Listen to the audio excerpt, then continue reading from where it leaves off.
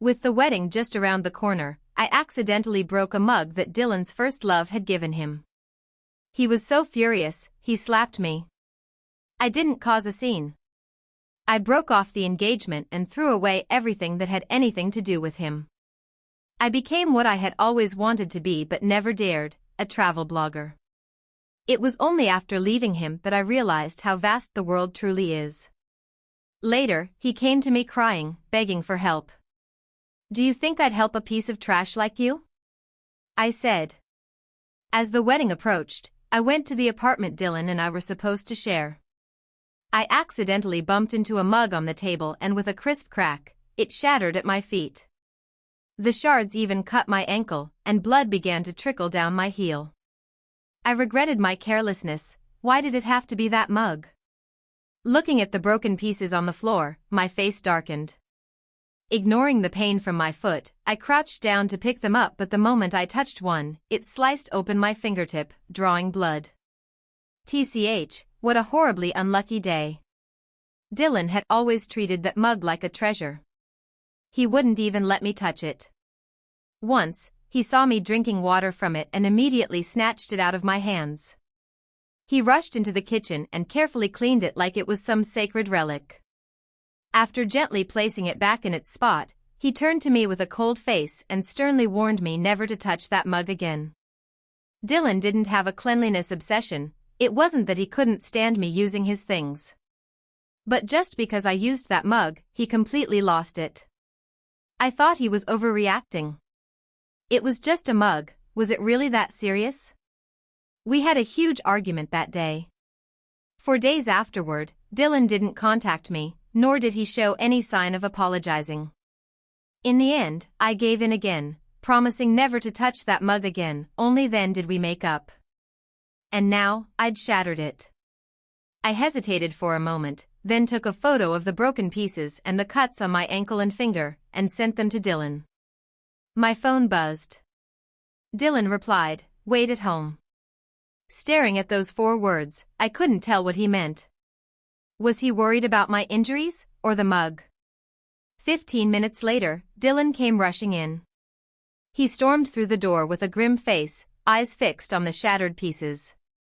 "Eve, what did you do?" he demanded. Seeing the look on his face, I softened my tone right away. "I'm sorry, I didn't mean to break it. I'll buy you another one, just like it. Please don't be mad, okay?" Dylan's breathing was ragged, and his clenched fists trembled slightly. His voice was cold and hard. "Pick it up. And from now on, don't touch my stuff without permission." He was angry, furious, over a mug. I stubbornly stood still, like I needed to prove something. Seeing that I hadn't moved, Dylan raised his voice. "I said pick it up, didn't you hear me?" My blood instantly ran cold. I couldn't believe he'd say something like that to me, over a mug. A flood of bitterness and humiliation surged through me, and I couldn't hold back anymore. I kicked one of the broken shards. Smack. A sharp slap landed on my face, jerking my head to one side. The stinging pain on my cheek made it all too real. That one slap shattered my pride and stubbornness, drowning me in shame and sorrow. Dylan's whole aura turned cold. His fingers trembled as he growled, "Get out." I tried desperately to hold back my tears. I tongued the inside of my cheek, wiped the blood from the corner of my mouth. It was bleeding. That slap had real force. That single word, "get out," hurt more than anything. It felt like knives stabbing all over my body, invisible but real. I stared at Dylan like I was looking at a stranger. It was as if he had been possessed. This man was not my fiancé. My fists clenched so tightly my knuckles turned white. After a long silence, I finally said, "Dylan, are you insane? You hit me over a mug?" Dylan knelt down, hands trembling, and started gathering the shards, his eyes full of anguish. Then he threw the pieces on the ground again, smashing them even further. He suddenly stood up, breathing heavily as he pointed to the fragments and shouted, "Eve, you did this on purpose, didn't you? Are you satisfied now that you've erased Claire's presence?" So the mug was a gift from Dylan's first love, Claire. That explained everything. No wonder he had been so protective of it. Claire.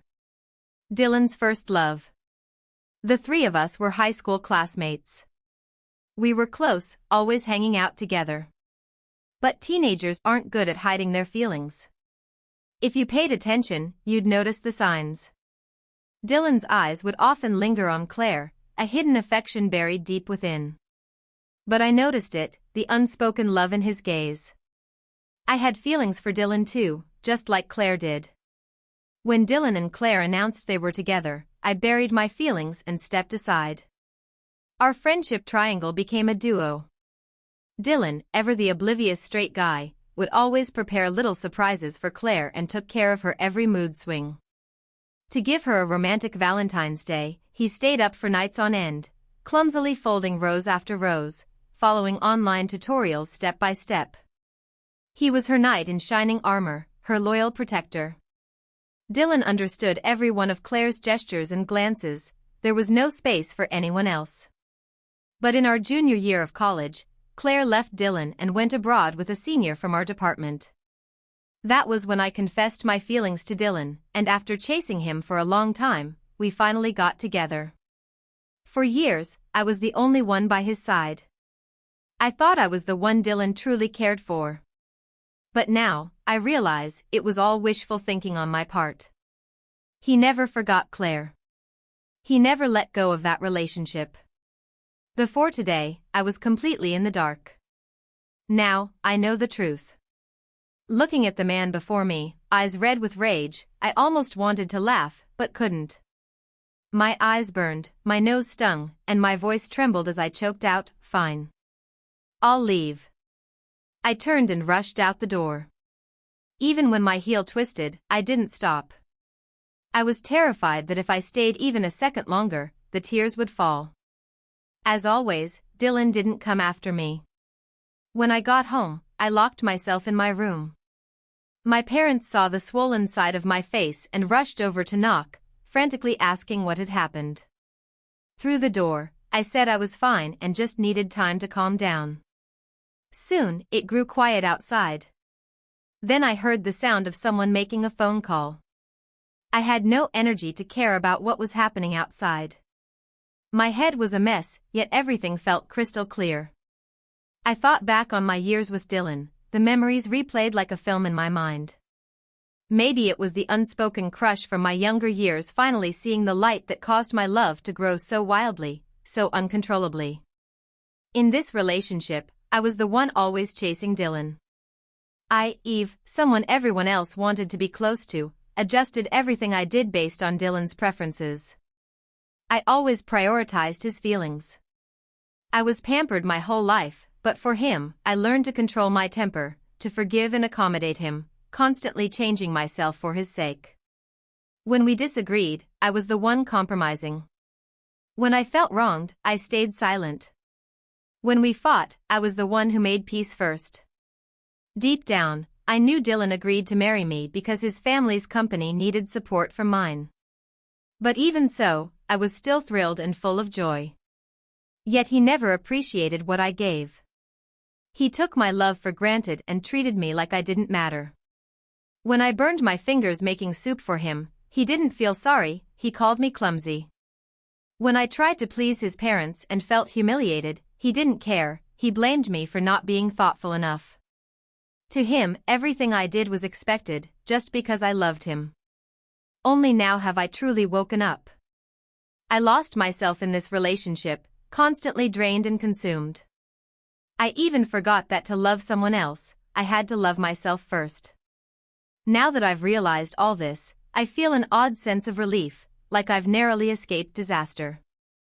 I'm even a little grateful to Dylan. One shattered mug destroyed my illusion. One slap shattered my obsession. This thing between Dylan and me, it needs to end. I opened the door and saw my parents pacing anxiously. I couldn't hold back any longer and burst into tears, sobbing uncontrollably. My parents looked panicked and heartbroken. My mom immediately pulled me into her arms, gently stroking my swollen face as tears welled up in her own eyes. There, my sweet Eve. You've been wronged. That Dylan boy is worthless, even I feel heartbroken seeing this. My dad quickly handed my mom the first aid kit, swearing furiously. That little bastard. Who the hell does he think he is, hitting my daughter? This won't be left alone. I'll make him pay for this. You see, I'm someone else's precious child too, someone others are willing to cherish and protect. Looking at my parents, I smiled through the tears, my eyes full of resolve. Mom, Dad, I want to break off the engagement with Dylan. They hadn't expected me to come to my senses, but they were both clearly very pleased. Dylan's family was no match for ours, and given how poorly he treated me, they had never liked him anyway. But they couldn't say much since I had been so persistent. Dad beamed. Eve, I'm so glad you've finally come around. He immediately called his secretary, smiling as he gave the order to stop all investment into Dylan's family business and pull out of every joint project. That evening, Dylan's entire family came to our home, probably terrified I was actually going to call off the wedding. They even brought gifts. In the past, it was always me bringing them gifts, they never showed any gesture of goodwill. But to Dylan's family, our Tang family is vital to their survival. Without our financial support, their company's downfall is inevitable. They were finally here with gifts, trying to win over the Tang family, their golden goose. But Dylan's parents didn't look too happy. Clearly, things hadn't gone well with my mom and dad. When they saw me appear, both Dylan's father and mother's eyes lit up like they'd just spotted a lifeline.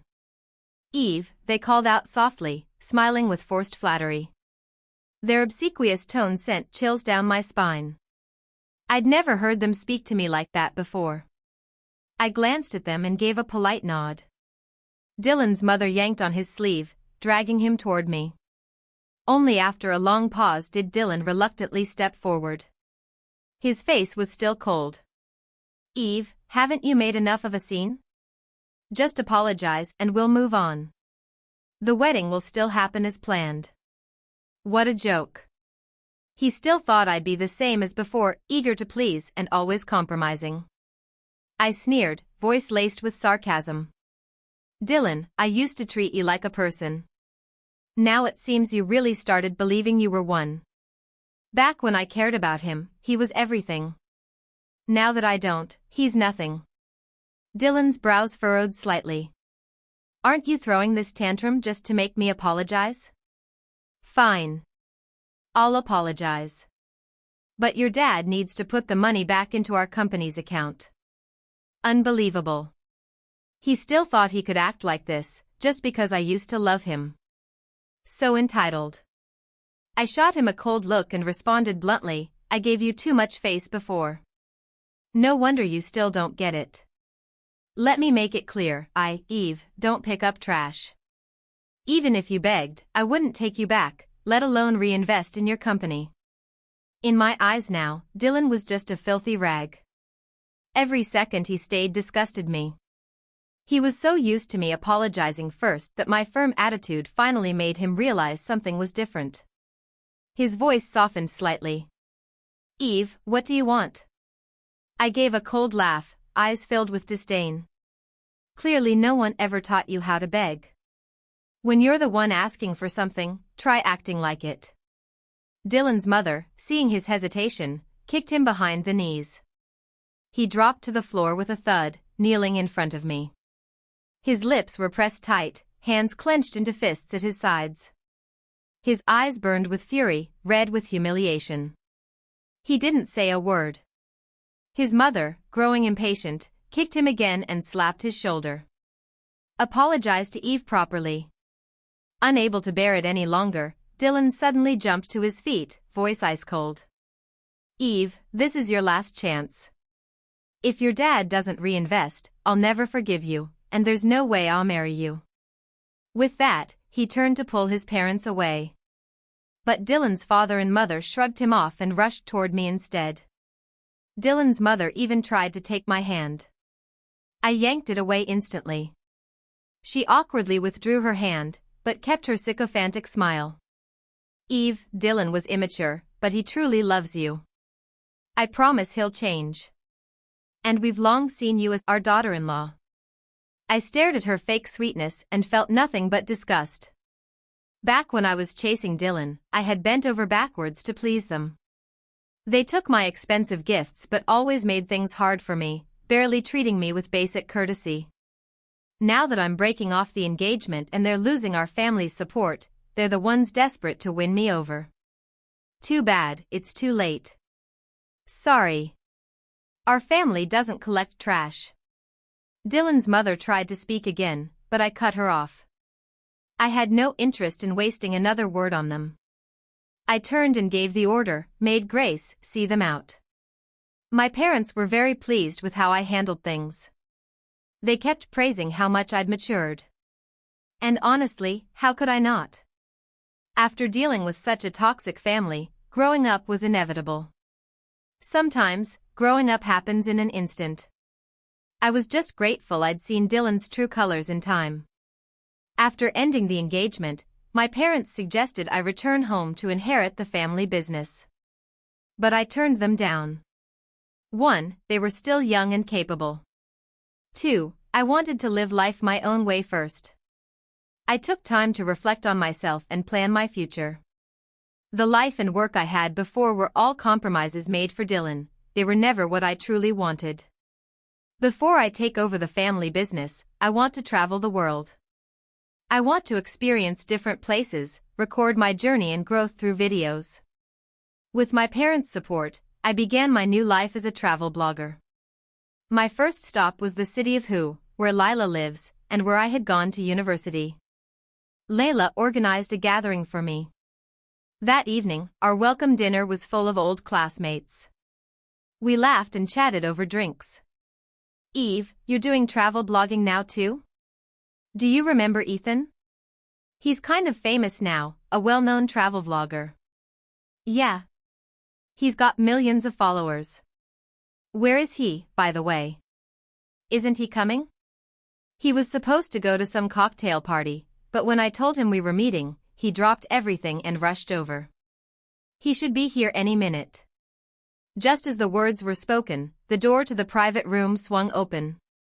Ethan walked in, slightly breathless, and instantly became the center of everyone's attention.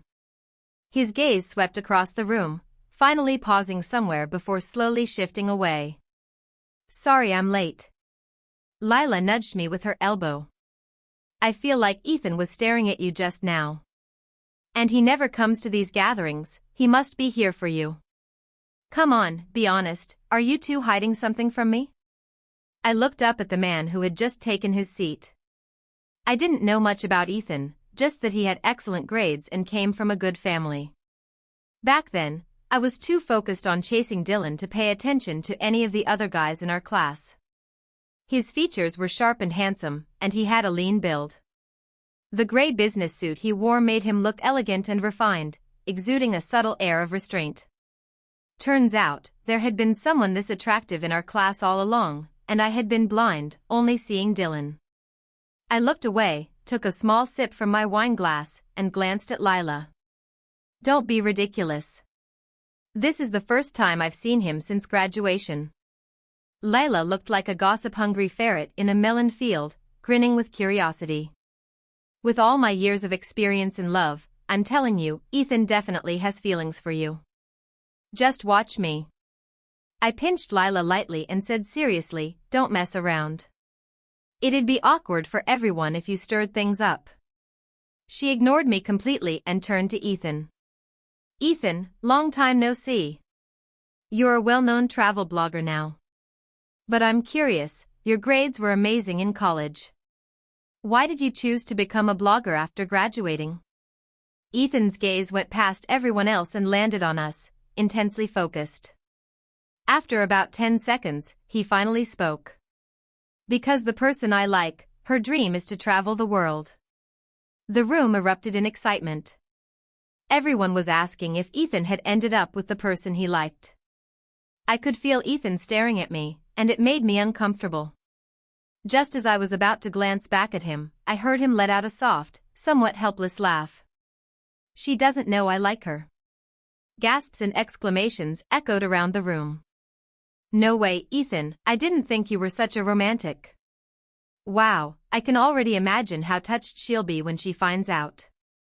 I swear, I'm going to binge all your videos when I get home. I'm going to find clues and figure out who she is. Do it. Let us know when you do. Tag me in.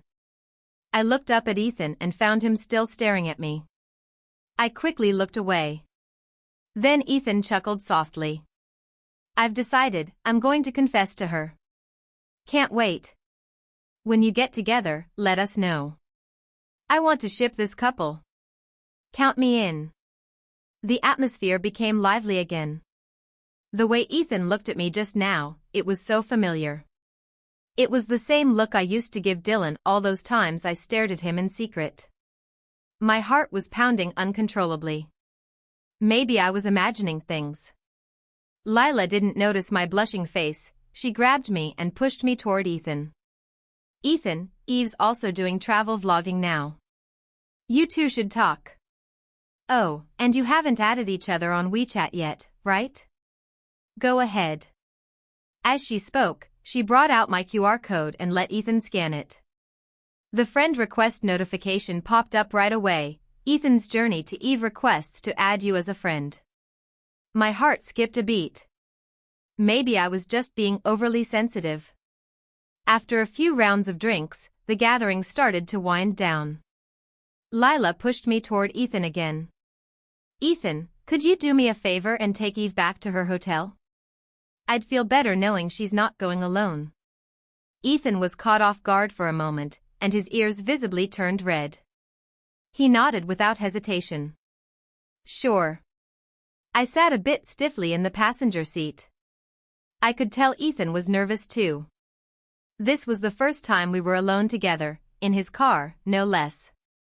Neither of us spoke at first. The silence in the car was almost too much, it was getting awkward.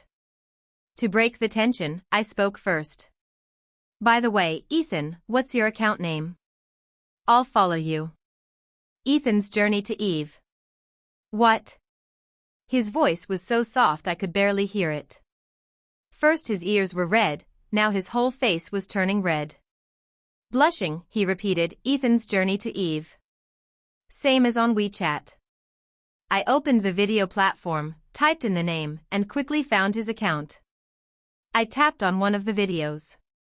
The cover design and captions were eye-catching, and his unique filming style gave it a really polished, high-end feel. I looked up from the screen and smiled at him. Ethan, your videos are amazing. No wonder you've got so many followers. Ethan blushed even harder, a little shy. They're okay. Still a lot of room for improvement.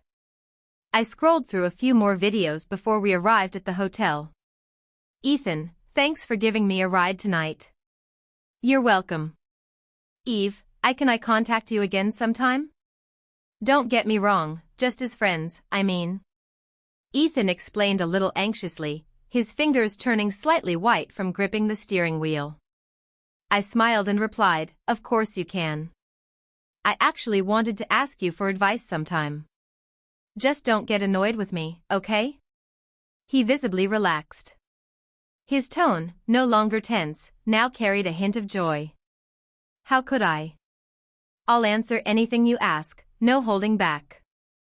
Once I got to my hotel room, I went to pull the curtains and noticed that Ethan's car was still parked downstairs. It stayed there for quite a while before finally driving off. I opened Ethan's account and continued watching his travel videos. His content blended culture, geography, and history seamlessly, not in a lecturing way, but in a way that drew you in and let you truly feel the beauty of the world. There were no flashy gimmicks, just clean, sincere storytelling that made you feel at ease. And after watching, you couldn't help but want to visit every place he had been to and experience it for yourself. It was clear that Ethan was not only a knowledgeable and intriguing travel blogger but also someone deeply passionate about what he did. No wonder so many people followed him. As I kept scrolling through his videos, I suddenly noticed that the cities he'd been to and the routes he'd taken were exactly the same as the ones I had planned before. I quickly logged into my alternate Weibo account, the one where I had recorded so many bits and pieces of my youth.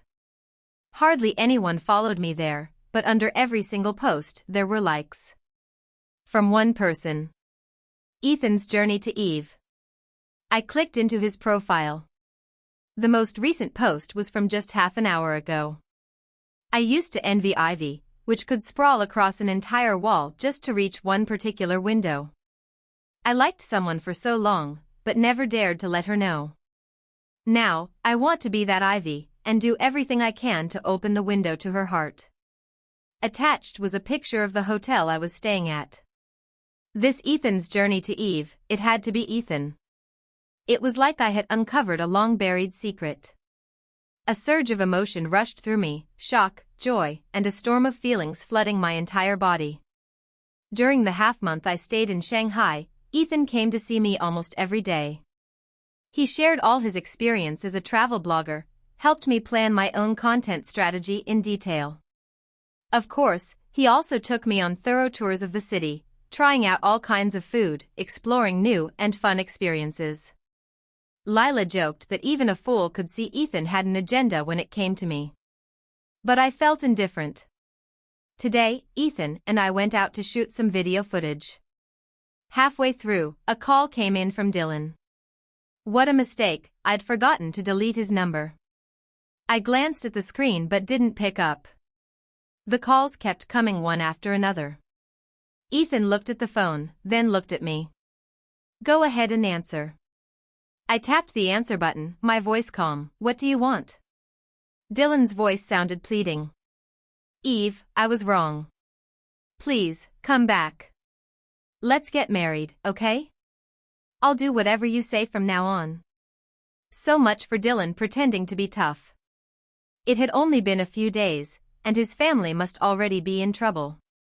I let out a cold laugh. Dylan, are you hard of hearing or what? I don't pick up trash. And I'll never marry you. Eve, please, for the sake of all the years you liked me, help me. A bitter smile tugged at my lips. How had I never realized just how shameless Dylan could be? My tone turned even colder. Dylan, I wish your family would go bankrupt. Do you really think I'd lift a finger to help garbage like you? Dylan, humiliated by begging with no results, suddenly snapped. Gone was the pitiful act, his voice turned vicious. Eve, you bitch, you're not even worth one of Claire's fingers. I was just playing with you all these years, and you actually groveled for me. Ethan suddenly snatched the phone from my hand and hung up. Dylan's venomous words vanished from my ears. Ethan looked at me, flustered and full of distress. He quickly pulled out tissues from his bag and gently wiped my face. Only then did I realize my cheeks were already streaked with tears. The love I had poured out so sincerely since high school had ended like this, trampled and discarded. I felt heartbroken for myself, for being so blind in love, for wasting the best years of my youth on a worthless person. Ethan suddenly pulled me into a tight embrace, holding me for a long moment before letting go. He sighed and spoke firmly, Eve, be my girlfriend. I know now might not be the right time, but I'm afraid if I don't say it, I'll lose my chance again. I know this might feel sudden to you, but I've wanted to tell you I like you for a long time. Back then, you were all about Dylan. Seeing you happy, I kept my feelings hidden. But now you're no longer with him, and I'm afraid that if I stay a coward any longer, you'll leave me again. I was caught off guard, staring at him in a daze. Even though I'd already sensed Ethan's feelings for me, hearing him actually say it out loud still shocked me. I looked away. Ethan, I'm sorry. I'm not ready for a relationship right now. Ethan held my shoulders, his voice filled with urgency. Eve, I know. I'm not asking you to say yes, I just want you to know how I feel. Don't be so quick to reject me, Ethan said. I understand, it's normal to not want to dive into another relationship after just getting out of one. But I'm willing to wait for the day when you're ready. Ethan, I'm not as good as you think I am. No, Eve. You really are amazing. You deserve to be loved, to be cherished by someone who truly sees your worth. Maybe deep down, I really did want to experience a kind of love where I'd be treasured and held dear. Looking into Ethan's sincere, burning gaze, I found myself nodding almost without realizing it. But I also knew, more clearly than ever, that I couldn't love someone right now. I couldn't go all in like I used to. Back then, I gave everything I had to someone, lost myself in the process, and didn't even notice. That kind of love was terrifying. After everything with Dylan, I've learned that before loving someone else, I have to love myself. Only by loving myself can I face whatever life throws my way without fear. That night, Ethan updated his Weibo again. I've become the ivy climbing the wall. Who else understands this feeling? Interesting. Turns out he's quite multifaceted. After uploading my newly edited video to the platform, a call came in from Dylan's mother. The phone kept ringing in the quiet room, sounding especially harsh and jarring. That whole family, so persistent, like ghosts that refuse to leave. But they don't deserve to occupy even a second of my emotions. I swiftly blocked every single one of Dylan's family members, then lay on my bed, reflecting on everything that had happened today. Whether it was Dylan's or Ethan's affection, those were other people's love. I couldn't expect anyone else's feelings to last forever. But I also couldn't let one terrible relationship make me doubt or shut down my ability to love. Love is a true luxury. I want to be like a gift, appearing in someone's life with grace and value. If I want to be loved more, I have to place myself first. Only by loving myself sincerely can I attract genuine affection from others. I am enough. And so is my love. With that thought clear in my mind, I stopped overthinking. I felt peace, and finally, a restful sleep. But Dylan, not getting what he wanted from me, started scheming again. He posted a video online, crying and playing the victim. He said I was selfish and spoiled, that I called off our wedding over some petty reason and just ran off. He painted himself as a heartbroken man chasing love, winning over a swarm of gullible fans and pocketing a decent amount of money. He even tagged me in his post, prompting his followers to flood my page with hate. TSK, this woman ditched her fiancé and is out gallivanting around. Selfish much? Poor Dylan. What kind of fiancé does that to a guy? Sisters, let's report all her videos. I'm ordering you, go get back with Dylan. At first, I didn't pay attention. I didn't want to get involved in some ugly public drama, so I ignored it. But then Dylan took it further. He started a live stream, crying about how I was selfish, arrogant, and controlling, while he was endlessly patient and deeply in love. The clueless viewers went into a frenzy. They showered him with gifts and flooded my page with even more hate and filth. Reading the barrage of disgusting insults, I'd had enough. Seriously, give him an inch and he'll take a mile. Dylan was clearly skilled at twisting the truth. I hadn't intended to respond, but since he was doubling down, I couldn't let him get away with it. So I fired back. I posted the video of him and his family coming to beg for reconciliation, along with proof that my father had invested in Dylan's company. In less than half a day, public opinion flipped. His fans started unfollowing him in droves, turning around to scold and insult him instead. Seeing the netizens stand on my side and demand justice for me, Dylan panicked and quickly deleted his account. After all that, I felt nothing but disgust toward him. What the hell had I ever seen in that guy? Damn. What bad luck. On the bright side, though, my account gained a batch of new followers, a silver lining in the mess. Before I left Shanghai, my dad called to tell me that Dylan's family's company had gone bankrupt. After my dad pulled out his investment, the other companies that had been planning to invest in Dylan's business, just to curry favor with our Tang family, backed out too. In the business world, no one's stupid. Dylan's family had only managed to survive all these years by leeching off us.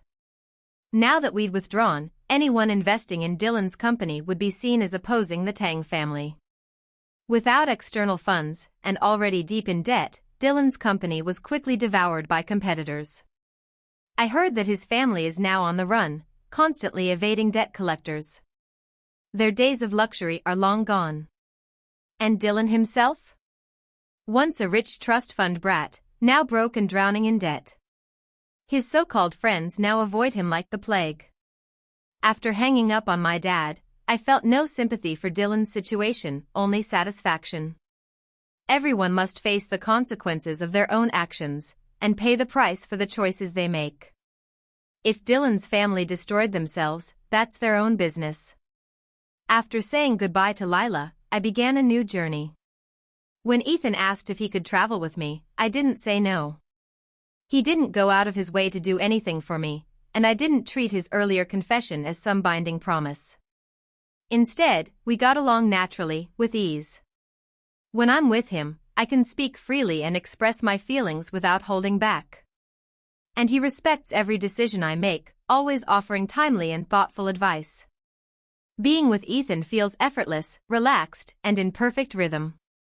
I've learned to put myself first, to value my own voice and acknowledge my emotions. I've also begun to build boundaries, no longer seeking to please others at my own expense. I've learned to place my happiness in my own hands and stop doubting or invalidating myself just because of how others define me. Now, I can fully accept myself. Wherever I am, at any moment, I am a unique and irreplaceable being in this world. I've also learned so much from Ethan. Slowly, my videos started gaining popularity, and my fanbase grew. Ethan and I spent over half a year traveling together. As time went on, we grew more and more in sync, naturally becoming a couple. When we returned to Shanghai, I heard about Dylan again. Lila sighed and patted her chest in relief, saying, "Thank God you got rid of that scumbag early on." The money Dylan scammed online didn't last long. With no income and relentless debt collectors on his back, Dylan was pushed to the edge. Desperate, he took out a high-interest loan and headed to the casinos in Macau. At first, he was lucky and won big. Other gamblers at the table hyped him up like he was some kind of gambling god. He couldn't seem to lose. But human nature is greedy. Once Dylan tasted success, there was no turning back. His latent addiction to gambling, his desire for unearned riches, and the ego fed by flattery all sent him spiraling. But no one stays lucky forever. Eventually, Dylan started losing, and badly. Blinded by rage, he made reckless decisions at the table. He gambled from morning to night, raising the stakes higher and higher. The more he bet, the more he lost. Dylan became obsessed, consumed by the game. Urged on by his so-called friends, he kept doubling down. He not only lost all his winnings but blew through his original stake as well. Dylan sank deeper and deeper into the pit of gambling, unable to pull himself out. Like a crazed wolf, he continued down a dangerous path, hoping for one last win to turn things around. To keep gambling, he even offered himself as collateral, hoping one big win would save him. But his luck had long since run out, and even the money he made selling himself was lost. In the end, Dylan was sent to northern Myanmar by the casino. When the loan sharks couldn't find Dylan, they went after his parents. These weren't the usual debt collectors, they were thugs and criminals. Threatening messages and harassment calls came non-stop. Wherever his parents moved, it wouldn't be long before someone would bang on the door in the middle of the night or paint red words on the wall. Terrified, always on the run, Dylan's parents couldn't find anywhere to live. Eventually, under unbearable stress, they both suffered mental breakdowns and took their own lives. Listening to Lila chattering beside me, I felt as though I were looking at everything from another world. Looking back on this journey, I realized, the world is as vast as the heart allows. I saved myself from the fire. I respect myself among the crowd. I treasure myself between heaven and earth. Ethan walked over and pulled me into his arms, resting his head on my shoulder and speaking in a mock jealous tone. "Eve, snap out of it. Your boyfriend is right here." Hearing his slightly sulky tone made me laugh. This 6-foot-tall man was acting like a little puppy, soft and adorable. I patted his head and gently teased, "Got it, Mr. Boyfriend?" Layla looked at us with an exaggerated grimace. "You two are going to make me gag one day." The other classmates in the room all had similar looks of mock disgust on their faces. Ethan, man, a tough guy turning into a whiny softie over love? Really? I never thought Ethan would be this kind of person. You two, seriously, enough. Tonight's dose of PDA is way over the limit. Please stop. I'm about to explode. Haha, exactly. Ethan and I exchanged a glance, both of us seeing the playful gleam in each other's eyes. "Eve, moi," Ethan said, leaning over to kiss my cheek. I smiled at him, eyes sparkling with mischief and satisfaction. Lila quickly pulled me away from him. "Please, I'm begging you, show some mercy." Ha ha ha. After the gathering, Ethan posted a new update on Weibo. "I no longer envy the ivy clinging to a wall, always chasing the light of one single window, because I knocked on her window and now wander freely in her heart." The post included a photo of the two of us gazing at each other with soft smiles on our faces. I uploaded my video and tagged him. "I grew wild and free, but never became my own moon. Meeting you was the sugar gifted to me by the galaxy. Time taught me many things. Some things I once believed didn't exist, I later discovered were real. And some things I once believed in completely, I later realized never existed at all." Our fans, and his, exploded with excitement, flooding our accounts with blessings and well wishes. Naturally, we both gained a wave of new followers, double the joy, double the luck. When I learned how to love myself, I also discovered how to love others better. Now, I no longer fear loss, and I've found the courage to start over. I like who I am now more than ever before. Later on, Ethan and I traveled to many places, met fascinating people, and did many meaningful things. The world is vast, and I roam freely, unburdened and unafraid.